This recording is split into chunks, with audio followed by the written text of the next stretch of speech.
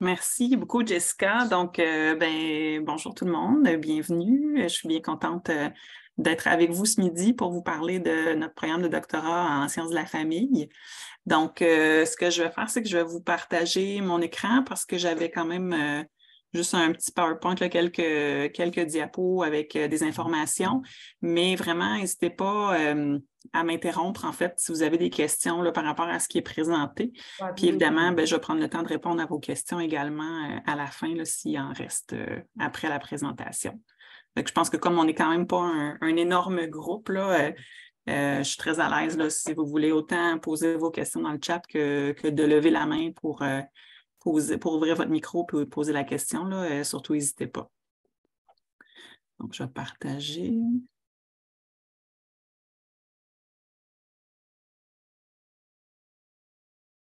Voilà. Donc, je pense que tout le monde voit bien. C'est bon, je vais quand même vous réduire ici pour pas trop, pour que je puisse bien voir moi aussi, parce que j'ai un seul écran. Alors, donc, programme de doctorat en sciences de la famille, en fait, c'est quand même un nouveau programme qu'on a à l'UQO. Nos premières admissions ont été faites en 2021. Donc, dans le fond, on a eu deux cohortes là, d'étudiantes jusqu'à maintenant. Donc, l'automne 2023 sera notre troisième cohorte. On est bien contente, puisqu'on est principalement des professeurs féminines là, qui enseignons à l'heure actuelle. Donc, peut-être juste un petit peu rapidement, là, c'est quoi les sciences de la famille? Parce qu'évidemment, c'est quand même quelque chose de nouveau aussi. En fait, ça n'existe pas là, dans les autres universités au Québec. En fait, c'est disons, une discipline, mais en même temps, c'est interdisciplinaire, là, je vous dirais, les sciences de la famille. On les retrouve, en fait, principalement dans le monde anglo-saxon, là, donc davantage, il y a quelques programmes qui existent aux États-Unis. Ça existe aussi un petit peu en Europe, là, il y a en Belgique, par exemple, où il existe une maîtrise en sciences de la famille aussi. Donc, c'est vraiment l'idée de se centrer sur la famille ou les familles comme objet de recherche, comme objet d'intérêt. Donc, c'est vraiment dans le but là, de pouvoir mieux comprendre la complexité des réalités qui touchent les familles de nos jours, puis en même temps de pouvoir aussi développer, par exemple, des interventions qui permettent d'améliorer aussi le bien-être des familles sous toutes leurs formes. Donc, il y a vraiment, en tout cas, 4 éléments principaux qu'on peut faire ressortir là, dans les sciences de la famille. Le fait que c'est centré sur les relations, parce qu'évidemment, la famille, c'est un système. Donc, ce sont plusieurs individus qui sont reliés les uns aux autres et qui entrent en relation. Donc, c'est ce qui ajoute un petit peu aussi à la complexité, si on veut, de l'étude de cet objet-là. Ensuite, les sciences de la famille reconnaissent aussi justement donc la centralité des dynamiques au sein des familles, mais on s'intéresse aussi tout particulièrement aux forces et à la résilience aussi des familles.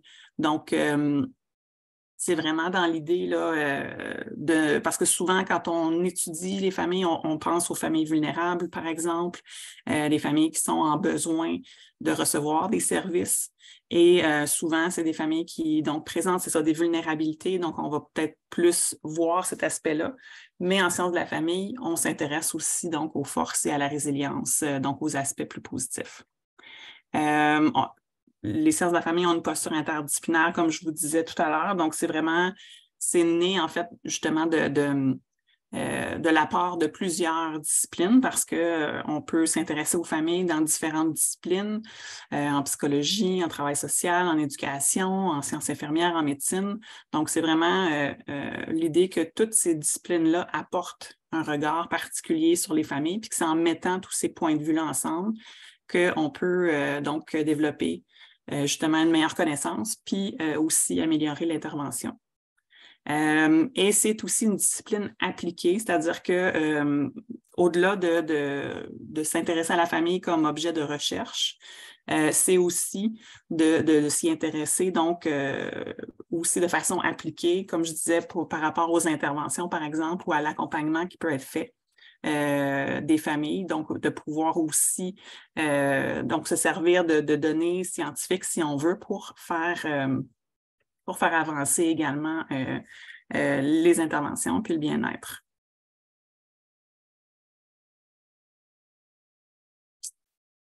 Voilà. Alors, donc, c'est un programme de doctorat. Donc, évidemment, on s'adresse ici à des étudiants qui ont réussi un programme de deuxième cycle. Comme les sciences de la famille sont une approche interdisciplinaire, donc, on accepte des demandes d'admission d'étudiants provenant de différentes disciplines.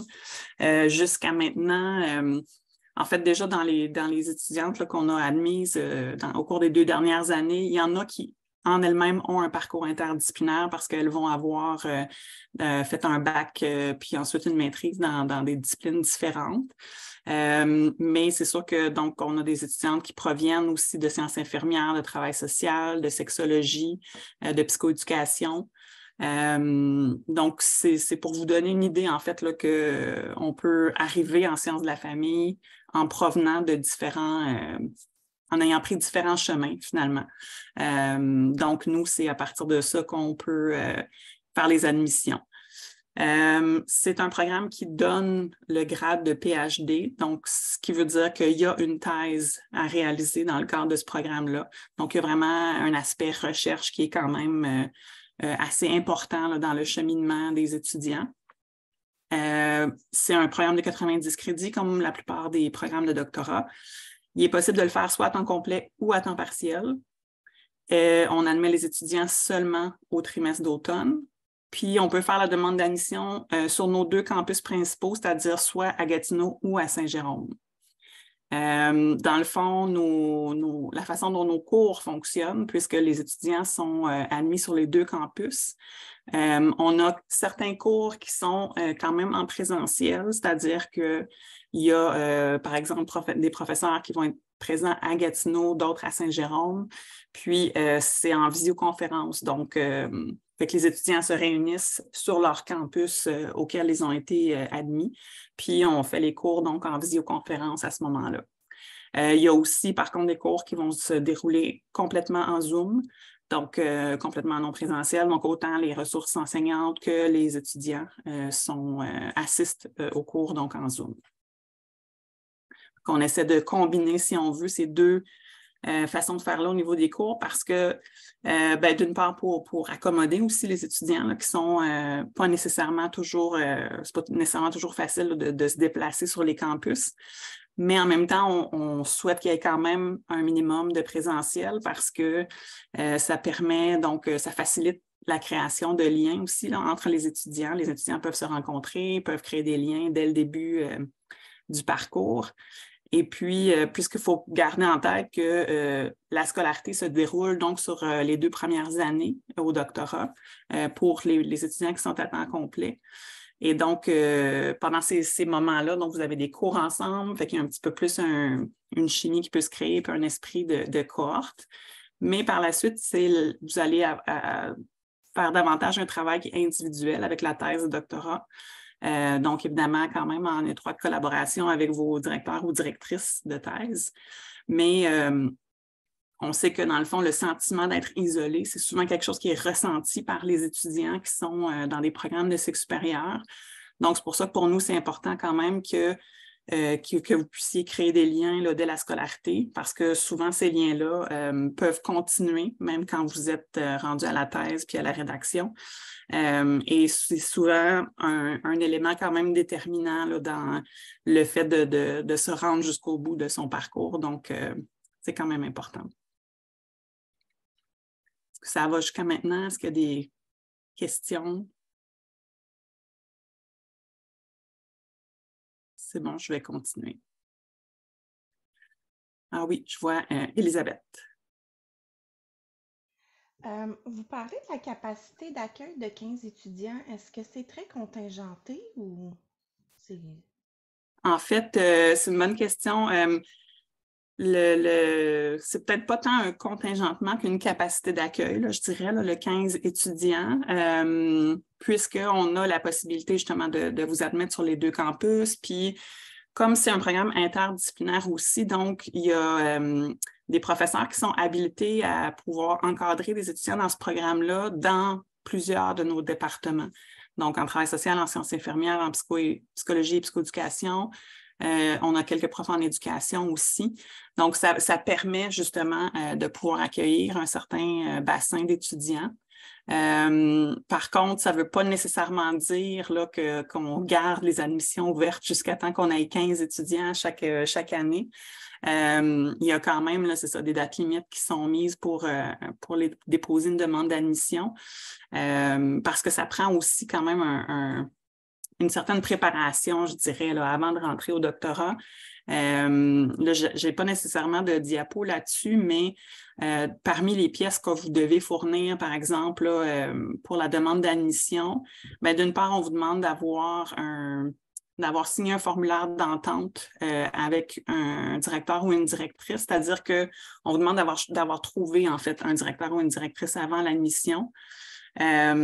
Tout simplement parce qu'on ne veut pas non plus admettre des étudiants qui, par la suite, auraient de la difficulté à se trouver une direction, puis que là, ça peut retarder un petit peu le processus, là, parce que, dans le fond, quand vous commencez votre doctorat avec les cours, on rentre quand même assez rapidement là, dans le sujet de la thèse. Les cours sont montés de sorte à vous permettre de travailler sur votre sujet de thèse aussi, puis de pouvoir le raffiner, le définir tout au long des différentes sessions. Donc, c'est sûr que s'il n'y a pas d'entrée de jeu, quelqu'un qui est identifié pour vous diriger, là, ça peut faire en sorte que vous soyez un petit peu dans le néant ou qu'il y ait des ajustements à faire puis que ça vous fasse ultimement prendre du retard, finalement. C'est pour ça qu'on demande que la direction soit identifiée, donc, dès l'admission. Ceci étant dit, ça ne veut pas dire que vous êtes obligé de rester avec cette personne-là jusqu'à la fin de votre doctorat. C'est-à-dire que ça arrive des fois, là, des situations aussi où finalement, c'est pas nécessairement un bon match ou alors il y a une co-direction qui s'ajoute en cours de route ou alors il y a des changements qui sont possibles aussi, évidemment. Donc, c'est ça. Mais bref, d'avoir identifié cette personne-là dès le départ. Puis, un autre document qui est assez important, c'est un texte de 1500 mots qu'on vous demande de présenter pour situer un peu, en fait, votre idée de projet, ce qui serait votre thèse de doctorat. Donc, évidemment, là non plus, ça se peut que votre idée, elle ne soit pas... on ne s'attend pas à une idée qui est ultra détaillée, comme si c'était déjà un projet de thèse prêt à déposer, parce que ça, c'est quelque chose que vous allez faire pendant votre parcours. Mais ça prend quand même une idée assez claire.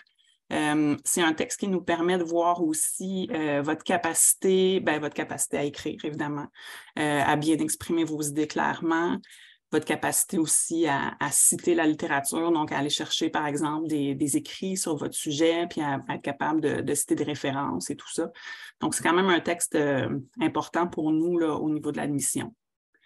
Tout ça pour revenir à ta question du 15, donc fait que bref, on n'admet pas jusqu'à 15 étudiants nécessairement, mais on regarde en fait là vraiment, c'est ça, la capacité sur différents éléments avec les relevés de notes, avec le texte, puis c'est ça, si la personne a quelqu'un pour la diriger aussi. Donc tout ça sont des éléments dans le fond qui nous permettent de dire si l'étudiant ou l'étudiante est prêt à rentrer dans un programme de doctorat comme le nôtre. Je ne sais pas si ça répond à ta question, Elisabeth. Oui, oui, Éric. Bonsoir tout le monde. Étant donné que moi, je suis en dehors du Québec, oui. Je ne suis pas du tout familier avec l'ICO, et je suis plus avec l'Université de Montréal. Est-ce que, et comme vous êtes les responsables du département, vous pouvez aider si j'aimerais trouver un directeur ou une directrice parce que je sais que souvent on se demande ça, mais pour quelqu'un qui est en dehors du Québec, ça peut être un peu difficile si on ne connaît pas le directeur ou directrice. C'est ça en fait ma question. Oui, tout à fait. Merci, Éric. Puis ça me fait plaisir de te revoir ou en tout cas de te reparler. Oui, tout à fait. En fait, vous pouvez communiquer avec moi comme responsable de programme là, si vous voulez, effectivement, si vous ne connaissez pas trop les professeurs, à partir du moment où vous avez une idée quand même du sujet qui vous intéresse, à ce moment-là, moi, je peux vous pister vers certaines personnes. Si vous allez sur le site web de l'UQO où où on parle du programme de doctorat en sciences infirmières, non, pas du tout, en sciences de la famille, il y a aussi un onglet où il y a des professeurs qui sont identifiés comme étant habilités à pouvoir diriger. Par contre, cette liste-là n'est pas à jour. Donc, je vous suggère quand même peut-être de m'écrire, de m'envoyer un courriel, par exemple, pour que je puisse, si jamais vous ne trouvez pas dans cette liste-là, il y a d'autres professeurs aussi qui sont habilités vers qui je peux vous diriger.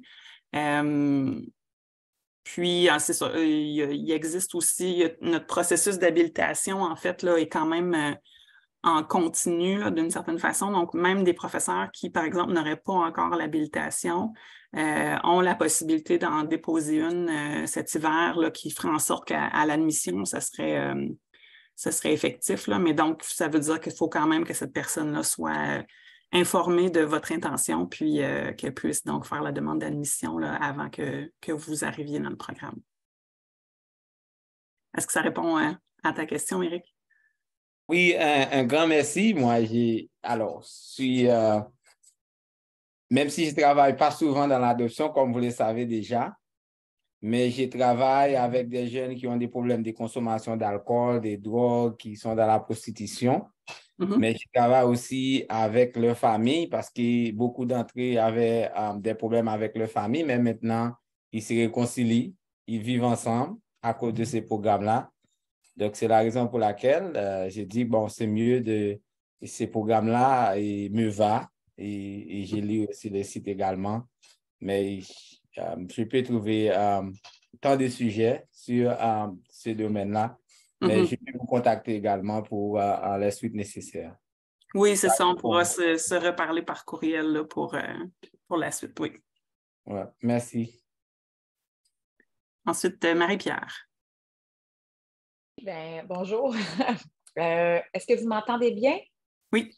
Parce qu'il y en a qui ont des petits bébés, mais moi, je suis dans une grosse école secondaire. Fait que je n'ai pas de petits bébés, mais c'est très, très, très bruyant à l'extérieur de mon bureau. Écoutez, moi, c'est juste parce que je ferais du pouce sur la question de M. Éric. En fait, je ne suis pas familière sur le processus pour obtenir un directeur ou une directrice. En fait, les critères, ce que je comprends, c'est que ça doit être un enseignant de votre faculté, de votre université, j'imagine, puis il doit avoir les habiletés pour pouvoir occuper ce rôle-là. Est-ce qu'il y a d'autres critères? Parce que moi, je ne connais pas l'UQO. Moi, je viens de Sherbrooke, l'Université de Sherbrooke. Je suis affiliée, mon deuxième cycle, je l'ai fait à Sherbrooke. Donc, il faut que ce soit des gens de chez vous, c'est ça? En fait, c'est-à-dire que le critère principal, c'est d'avoir l'habilitation à diriger. Okay. Comme je disais, vu que les sciences de la famille, c'est interdisciplinaire, fait que ça n'appartient pas juste à un département. Donc, ça veut dire qu'il y a des professeurs de différents départements qui ont l'habilitation. C'est pas impossible pour un professeur aussi de l'extérieur de l'UQO d'obtenir une habilitation. C'est plus facile d'avoir une habilitation à co-diriger. Parce que là, évidemment, il y a quand même des enjeux là, de tâches et tout ça là, qui sont reliés. Fait que je ne sais pas si les habilitations à diriger directement, ça, je pense que ça faut quand même que ce soit un prof de l'UQO. J'imagine qu'on peut passer par vous si on a une bonne idée là, des grands enjeux que nous, on voudrait traiter en lien avec nos intérêts et avec notre parcours. Là. Oui. J'imagine que vous pourriez nous référer des gens si c'est plus en psycho ou si c'est plus en éducation ou peu importe. J'imagine que vous pouvez nous référer des gens. OK, parfait. Merci. Oui, tout à fait. Puis peut-être aussi, là, parce que des fois, j'entends aussi, mais là, ça me gêne de rentrer en contact avec un professeur d'université pour ça. Mais sachez là, qu'on est très, très, très habitué de se faire solliciter par des étudiants. Il y a beaucoup de programmes de doctorat, en fait, qui fonctionnent comme ça. C'est-à-dire que ça prend absolument l'accord d'un directeur ou d'une directrice là, pour être admis. Fait qu'on est habitué là, qu'à ce temps-ci de l'année, on se fait solliciter par des étudiants qui veulent nous présenter leurs projets, qui veulent vérifier si on a de la place pour les encadrer, tout ça. Fait qu'il ne faut pas hésiter vraiment à communiquer avec eux là, par courriel ou par téléphone. Puis généralement, quand même, là, l'accueil est assez bien là, de ce côté-là.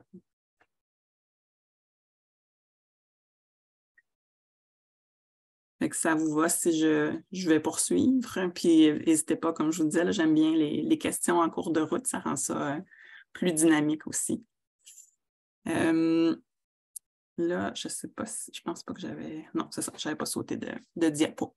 Alors, nos objectifs, nos grands objectifs, si on veut, du programme, évidemment, c'est oui de former des chercheurs, parce que comme je vous disais, et chercheuses, là, comme je vous disais tantôt, il y a quand même, comme c'est un PhD, il y a une thèse de doctorat à réaliser, donc nécessairement, on a quand même une orientation là, assez forte, je vous dirais, vers la recherche. Mais en même temps, ce n'est pas tous les étudiants qui terminent un doctorat qui vont nécessairement devenir chercheurs par la suite. Donc, on a quand même cette préoccupation-là aussi en tête. Donc, on est aussi là pour former des spécialistes de haut niveau, qu'on dit. Mais donc, fait que ça peut être, ça peut, je pense que c'est ma diapo suivante là, qui vous amène un peu vers les profils de sortie, mais l'idée étant donc c'est ça, de pas nécessairement juste vous former à devenir des chercheurs, mais aussi que vous soyez en mesure, en fait, d'utiliser les différentes compétences que vous allez acquérir à travers un doctorat, puis à travers le fait de faire une recherche aussi, pour vous aider après ça à maximiser les connaissances théoriques et pratiques sur les enjeux qui touchent les familles pour aider autant à la recherche qu'à l'intervention. Puis, parmi nos cours aussi, on a quand même un cours, par exemple, en méthodologie du développement de l'implantation puis de l'évaluation de programmes ou d'intervention. Donc, il y a quand même aussi cet aspect-là de dire, bien, on peut aussi décider de venir, par exemple, faire un doctorat parce qu'on veut mettre en place un nouveau type d'intervention. On aimerait ça aussi en même temps évaluer ses impacts et tout ça. Donc, ça fait partie aussi des objectifs qui peuvent être poursuivis dans ce programme-là. Donc, justement, c'est ça, à la fin, ça nous permet donc de créer des gens qui sont capables de faire une analyse quand même assez minutieuse et dans son ensemble, là, je dirais, des situations familiales qui peuvent être complexes. En même temps, le fait que ce programme-là soit unique au Québec, bien, ça nous permet aussi de développer des nouveaux créneaux de recherche dans le champ des sciences de la famille. Une autre question que j'ai parfois, là, c'est de savoir justement, bien, pour les gens qui aimeraient se diriger vers une carrière en recherche par la suite, des fois, il peut y avoir certaines préoccupations à l'effet que, bien, comme c'est nouveau, les sciences de la famille, est-ce que ça va me désavantager si je veux aller faire, par exemple, si je veux appliquer sur un poste de professeur d'université dans un autre département, donc en travail social, en éducation. Puis en fait, de façon générale, je dirais que non, je pense que ce n'est pas un obstacle. On a dans nos départements, en fait, on est souvent interdisciplinaire dans nos départements aussi. On n'a pas juste des gens qui ont été formés dans la discipline. C'est ce qui permet d'enrichir en même temps nos cours, nos enseignements, nos projets de recherche. Donc, je pense que ça peut au contraire peut-être être un avantage, là, surtout quand il y a des profils de postes de profs qui sont orientés vers la famille. Bien, c'est clair là, qu'à ce moment-là, qu'un doctorat en sciences de la famille peut clairement être un avantage. On peut aussi, donc, nos finissants peuvent offrir un soutien aussi là, au niveau des équipes, que ce soit dans le milieu professionnel, dans les établissements de santé et services sociaux, par exemple, en recherche aussi, donc dans les universités, mais en même temps, la recherche ne se fait pas juste dans les universités. Ça peut se faire dans les différents ministères aussi, au gouvernement. Ça peut se faire aussi dans certains établissements, justement, de santé et services sociaux. Il y a des instituts de recherche aussi. Donc, ça, c'est quand même aussi des employeurs potentiels. La création, la collaboration aussi au niveau du développement des politiques familiales, donc justement au niveau de différents ministères. Souvent, c'est intéressant pour eux d'avoir des doctorants aussi, des gens qui ont un doctorat pour travailler. C'est clair que ça peut aussi vous ouvrir des portes dans le secteur de l'enseignement postsecondaire aussi, donc à l'université, mais au cégep aussi. Puis aussi tout ce qui touche l'élaboration de programmes d'intervention qui vont viser à soutenir les familles aussi. Fait qu'il y a quand même des profils assez variés ou en tout cas intéressants à ce niveau-là. Les employeurs potentiels, je vous en ai parlé. C'est sûr que donc, c'est ça, réseau santé services sociaux, des ministères, des organismes fédéraux, provinciaux. Au niveau du secteur privé, ben là, ça dépend. Ça peut être aussi des associations, au niveau de la santé publique, au niveau des ordres professionnels aussi, des fois, vont être à la recherche de gens qui ont un doctorat ou en tout cas qui ont des profils comme ça. Donc, ça représente aussi d'autres possibilités au niveau de l'emploi. Au niveau, donc, c'est ça, de nos conditions d'admission, bien évidemment, on admet nos étudiants sur la base des études universitaires, puisque c'est un programme de 3e cycle, donc ça prend une maîtrise complétée, mais ça peut être dans différentes disciplines. Comme la plupart de nos programmes de doctorat à l'UQO, on demande une moyenne minimale de 3,2 sur 4,3. Comme je vous disais tantôt, il faut que vous ayez été accepté par un directeur ou une directrice qui est habilité à diriger là, pour qu'on puisse vous admettre. Sinon, ce qu'on regarde aussi au niveau de l'admission, du fait que les étudiants, justement, vont provenir de différents backgrounds, de différentes disciplines.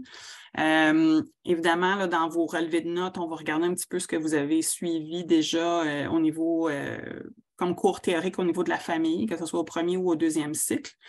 Mais il y a quand même, souvent dans les programmes, comme en travail social, par exemple, on a quand même des cours sur la famille, donc ça convient. On va regarder quand même aussi ce que vous avez dans votre parcours en termes d'expérience de recherche, c'est-à-dire que si vous arrivez avec une maîtrise avec mémoire, bien là, clairement, vous avez donc fait la démarche de faire toutes les étapes d'un processus de recherche. Donc, ça, c'est un peu ce qu'on regarde. C'est plus si jamais on accepte aussi les étudiants qui arriveraient d'un profil stage ou d'un profil essai, mais à ce moment-là, on va quand même regarder un petit peu plus. Là, puis il est possible que votre admission soit conditionnelle à suivre soit des cours en appoint ou une propédeutique si nécessaire, là, donc une année préparatoire avant de rentrer officiellement dans le programme de doctorat. Tout ça étant vraiment juste dans l'idée aussi de s'assurer que vous avez les connaissances puis les aptitudes nécessaires là, à la réussite, évidemment, du programme. Puis, ce n'est pas nécessairement un critère, ça, qui est mis par écrit, je pense, là, mais évidemment, avoir une bonne compréhension de l'anglais écrit, hein, comme dans beaucoup de domaines. La plupart des connaissances scientifiques s'écrivent en anglais. Pour être lu par une majorité de gens à travers le monde. Donc, c'est sûr que vous devez quand même être capable de vous débrouiller en anglais là, pour être capable de suivre les lectures et tout ça là, à ce niveau-là. Je ne sais pas s'il y a des questions sur les conditions d'admission. C'est bon. Je poursuis, mais n'hésitez pas. Si jamais ça vous vient des fois après, arrêtez-moi aussi. Puis une dernière diapo, en fait, sur les questions de financement. Ça aussi, des fois, c'est des choses qui me sont posées comme questions. Donc, à l'UQO, on a une bourse d'encouragement aux études qui est d'une valeur de 7 500 $ pour les programmes de doctorat, qui est attribuée, dans le fond, à une personne par cohorte, là, donc au moment de l'admission. Il faut être inscrit à temps complet là, pour pouvoir bénéficier de cette bourse-là. Et donc, c'est pas une bourse à laquelle vous avez besoin d'appliquer, là, dans le fond, à partir du moment où vous déposez une demande d'admission à temps complet, vous êtes admis. Donc, vous courez la chance, si on veut, là, de faire partie des personnes qui peuvent recevoir cette bourse-là. Sinon, il y a quand même une fondation aussi à l'UQO, donc il y a des possibilités de bourse aussi là, qui sont offertes de ce côté-là. Les professeurs aussi que vous allez approcher comme potentiels directeurs, directrices, ça vaut la peine de vérifier ce qu'ils et elles ont comme projet de recherche en cours. Comme professeur, on est souvent à la recherche là, d'assistants de recherche pour nous aider donc à réaliser nos projets. Fait que ça peut être aussi, c'est une expérience en fait souvent qui est très, très riche et très complémentaire avec les études aussi. Parce que c'est souvent des horaires flexibles, ça nous permet quand même de travailler un peu à temps partiel à côté des cours et tout ça, donc ça peut être quand même super intéressant.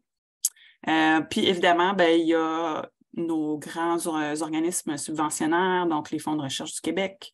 Il y a aussi le Conseil de recherche en sciences humaines du Canada, les instituts de recherche en santé.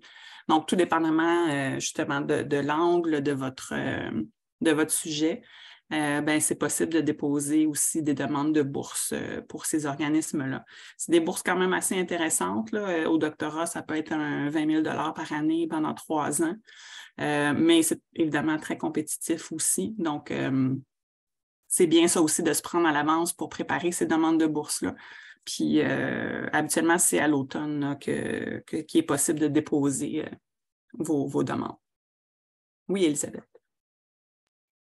Est-ce que vous savez si la bourse pour la relève de professeurs en sciences infirmières, elle peut être appliquée aux gens au doctorat de la santé de la famille ou ça faudrait vraiment juste sciences infirmières? Je vais m'informer, mais j'ai l'impression que c'est particulièrement sciences infirmières. Je ne pense pas là, que nous, notre programme se qualifie pour cette bourse-là. OK, merci.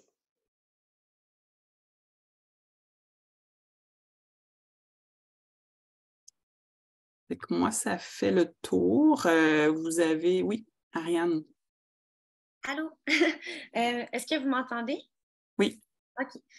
J'ai une question, en fait, ben, ça va peut-être avoir l'air un peu niaiseux, là, mais c'est pour les pièces qu'on doit là, déposer là, pour l'admission. Concernant l'exposé là, de 1200 ou 1500 mots, là, je ne sais plus exactement. Tu sais, moi, j'ai beaucoup quand même de citations de références, puis je les ai inscrits aussi, les références, mais là, c'est sûr qu'avec toutes mes références, ça dépasse vraiment 1500 mots. Mais mettons, mon exposé ne dépasse pas les mots, c'est-tu correct? Oui, je pense que... Des fois, je sais que ça peut être un peu sévère là, sur les pièces. Je vais juste m'assurer de m'ajuster aux besoins. Oui, non, c'est vraiment le texte, dans le fond, qui a besoin d'être... Puis là, tu me mets un petit doute aussi, là, si c'est 1200 ou 1500, parce que je pense que je vous ai dit 1500, mais ça se peut que ça soit 1200 aussi. Là, je pense qu'il est écrit entre, il y a comme 2 chiffres. OK. Fait que ça se peut que ce soit les bonnes réponses.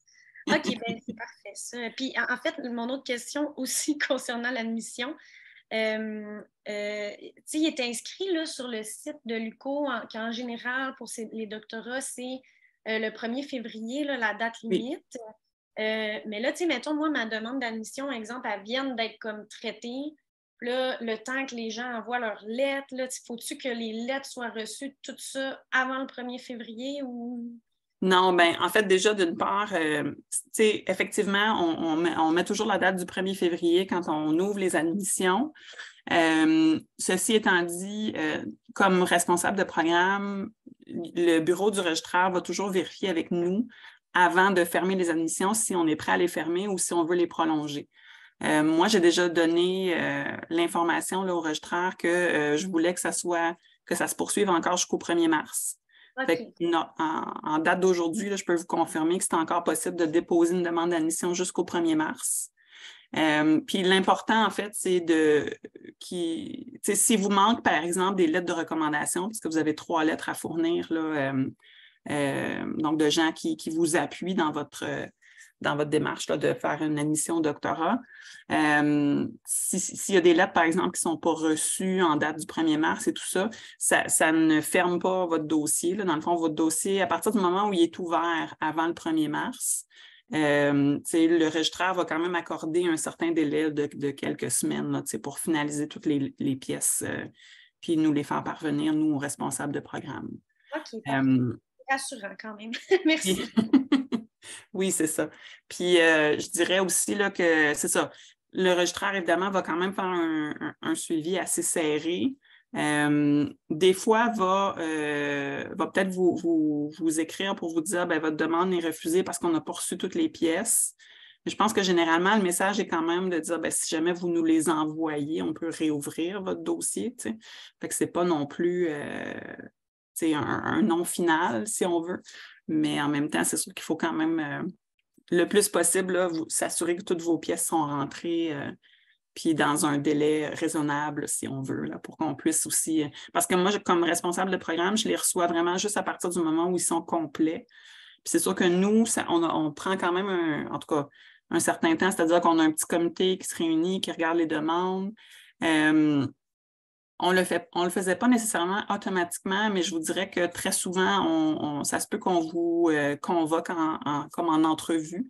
C'est-à-dire que c'est quand même bien, je trouve, pour un programme de doctorat, là, de pouvoir aussi rencontrer les candidats, les candidates, pouvoir discuter avec eux du projet, parce que le papier a ses limites quand même là, sur ce qu'on peut comprendre de votre parcours puis de votre projet.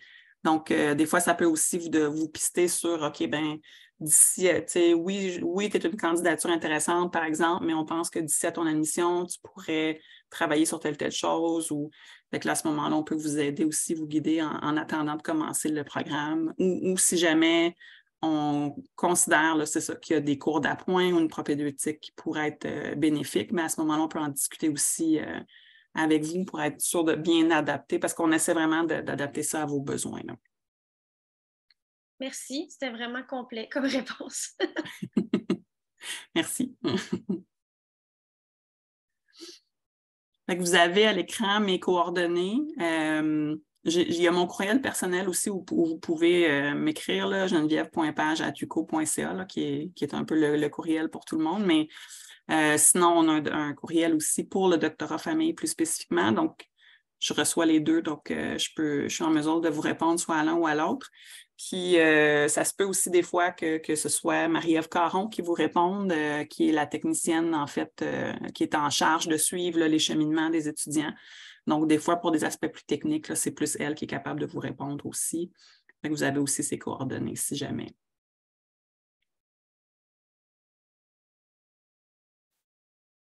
Donc, je vais arrêter le partage ici. Comme ça, voilà. Bref, je ne sais pas si vous aviez d'autres questions, interrogations par rapport au programme, à l'admission. Oui, Ariane. En fait, ben, je ne sais pas si c'est la place ni le moment. Là. Dites-moi sinon, mais je me demandais par rapport à une idée, là, évidemment, je ne m'attends pas à ce qu'on ait une journée puis une heure nécessairement pour les cours, là, mais mettons, à l'automne, ça pourrait avoir l'air d'à peu près quoi, mettons, sais-tu, quand on est à temps complet, c'est-tu un cours par semaine ou plus? Là, je n'étais comme pas très certaine de savoir là, en regardant sur le site, là. C'est sûr que ça peut changer des fois là, d'une année à l'autre. Normalement, à temps complet, c'est 2 cours. Puis on s'organise pour que les 2 cours soient la même journée. En fait, on a 2, comme à date, on a essayé 2 modes, là, si on veut, d'horaire. Donc, soit que les 2 cours, dans le fond, se donnent. En fait, chaque cours se donne une journée complète, mais sont en alternance une semaine sur 2. Fait que ça permet aussi, d'une semaine à l'autre, de se concentrer sur un seul cours à la fois. Ou alors, on met les 2 cours dans la même journée. C'est généralement ce qu'on a fait jusqu'à maintenant. Là. OK, parfait. Fait qu'en gros, c'est une journée de cours par semaine, peu importe que ce soit 2 cours ou un cours, là, ce que je comprends. Oui, parfait. Oui, c'est ça. Merci. Puis peut-être aussi, quand on est aux études supérieures, donc soit à la maîtrise ou au doctorat, il y a une obligation aussi d'être inscrit à tous les trimestres. Fait qu'il y a des trimestres d'été aussi. De façon générale, nous, comme c'est là pour le doctorat, c'est généralement plus des activités de recherche là, qui sont prévues pendant l'été, comme par exemple l'examen doctoral, là, parce que ça c'est une des activités qu'on doit faire dans un doctorat. Donc, l'examen va se faire à l'été, se poursuivre à l'automne. Souvent, c'est sur 2 trimestres. La même chose pour le projet de thèse. Donc, généralement, c'est ce genre d'activités qui sont prévues à l'été, là. Sinon, il y a possibilité que certains cours soient à faire en supervision. Des fois, dépendamment, comme les étudiants n'ont pas nécessairement tous le même cheminement, il y en a à temps complet, à temps partiel. Fait que des fois, ça va peut-être arriver là, qu'il y ait un besoin particulier un été pour un cours parce que 2 ou 3 étudiants en ont besoin. Puis à ce moment-là, on peut le mettre à l'horaire puis s'organiser comme ça. Oui, Marie-Lie. Bonjour, vous m'entendez bien? Oui. OK. Moi, ma question, c'est, moi, j'entreprends le cheminement pour avoir un permis de psychothérapeute avec l'Ordre des psychologues du Québec. Donc, je devrais faire une bonne proportion de stages en psychothérapie, mais ce n'est pas quelque chose qu'on fait à temps plein. C'est vraiment nous qui décidons le nombre d'heures qu'on veut remettre pour ça. Selon mes estimés, je pourrais commencer mon stage en psychothérapie à peu près en même temps, autour de l'automne. Moi, j'aimerais ça jumeler les deux. Tu sais, si je pouvais être admise au doctorat, j'aimerais jumeler les deux activités en même temps, mais je me demande si vous, est-ce que vous pensez que c'est quelque chose qui est trop ou, tu sais, selon votre... Parce que j'ai pas d'expérience, malheureusement, en ce moment en recherche, donc je ne sais pas ce que ça représente en termes d'heures, mais je me demandais si ça semble possible de le faire selon vous. OK. Bien, c'est une très bonne question, ça aussi. C'est sûr que j'ai peut-être pas une réponse claire, tu sais, oui ou non. C'est-à-dire que déjà, d'une part, en fait, les cours au doctorat, il y a quand même un investissement de temps et je dirais, de disponibilité mentale important. Qu'on fasse 1 ou 2 cours. Souvent, il y a quand même beaucoup de lectures, puis c'est aussi des cours pour lesquels les modes d'évaluation habituellement sont des présentations orales puis des travaux écrits. Donc, c'est dans ce sens-là où je dis aussi disponibilité mentale, parce qu'il faut qu'on aille un espace, je vous dirais, dans la semaine, là, outre les 3 heures, par exemple, qui sont dédiées au cours, pour avoir le temps, c'est ça, de faire les lectures, de bien les comprendre, parce que souvent, c'est des discussions aussi en séminaire. Donc, nécessairement, ça exige quand même une appropriation des textes un petit peu plus grande là, que juste les lire en diagonale, puis voir de quoi ça parle. Puis... Fait que dans ce sens-là, puis je pense que les étudiantes qui sont dans le programme actuellement, puis celles qui ont été admises aussi l'année précédente, seraient probablement d'accord avec moi là, que c'est un bon conseil de vous dire, peu importe dans le fond quelles sont vos autres obligations, assurez-vous quand même d'avoir un espace de temps et d'énergie en fait là, à dédier à vos cours. Parce que la scolarité au doctorat est quand même assez exigeante. Qu'elle soit à temps complet ou à temps partiel. Fait que c'est ça, fait qu'il faut avoir un espace. Après ça, par rapport aux autres obligations, bien évidemment, ça dépend là aussi, tu sais, c'est quoi ce que ça exige en termes de temps et d'énergie. Je sais que, par exemple, cette année, au trimestre d'automne, donc les nouvelles qui sont rentrées, plusieurs arrivaient quand même avec un profil où elles étaient professionnelles, ça faisait plusieurs années qu'elles avaient complété leur maîtrise, donc là, pour la plupart, travaillent aussi. Fait que je sais qu'il y en a qui ont diminué, par exemple, leurs heures de travail parce que c'était possible avec leurs employeurs. Fait que je pense qu'il faut quand même, en tout cas, avoir peut-être là, certains outils pour vous permettre de voir après les premières semaines, est-ce que c'est réaliste, est-ce que c'est trop, c'est pas assez, puis d'être capable de vous ajuster en conséquence. Là. D'accord. Puis par rapport à ça, est-ce que ça aurait de l'air fou de l'écrire qu'on serait ouvert qu'on souhaiterait comme être admis, mais de commencer avec une propédeutique? Est-ce que c'est quelque chose qui se fait? Parce que, tu sais, quand vous parlez de toute la préparation, tu sais, moi, c'est quelque chose auquel j'adore, j'aimerais ça, mais je me dis, est-ce que ça a l'air fou de se proposer à être admis, mais de commencer avec une propédeutique? Parce que, tu sais... Oui, ben, je dirais pas nécessairement. Tu sais, je pense que ça montre aussi une certaine connaissance de soi là, par rapport à moi, je pense que j'aurais besoin d'eux avant de rentrer.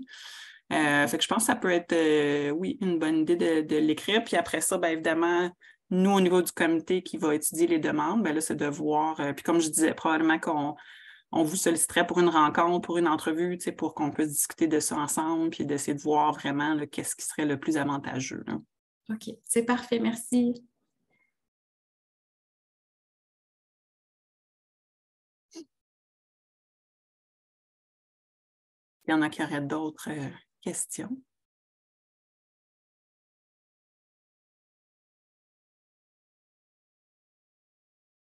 Bien, je vous remercie beaucoup d'avoir participé là, aux médicauseries sur le doctorat en sciences de la famille. On a aussi ma collègue Véronique qui est avec nous. Donc, merci à Geneviève d'avoir pris le temps là, de tout nous expliquer le programme. C'était vraiment intéressant. Donc, je vous remercie beaucoup. Bonne fin de journée. Puis, au plaisir de vous revoir super à l'ICO. Merci. N'hésitez pas à me contacter si vous avez des questions qui vous viennent en cours de route. Ça me fait plaisir. Merci beaucoup.